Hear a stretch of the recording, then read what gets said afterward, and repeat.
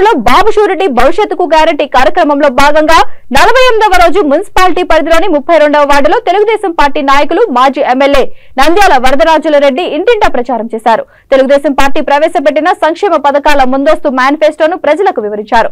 మాజీ ఎమ్మెల్యే నంద్యాల వరదరాజులరెడ్డితో పాటు తెదేపా నాయకులు నంద్యాల కొండారెడ్డి, మాజీ మున్సిపల్ చైర్పర్సన్ ఆసం రఘురామిరెడ్డి, తెదేపా కడప పార్లమెంట్ సెక్రటరీ సిద్ధారెడ్డి, నాగమునిరెడ్డి, తెదేపా పట్టణ మాజీ అధ్యక్షుడు ఘంటసాల వెంకటేశ్వర్లు తదితరులు పాల్గొన్నారు.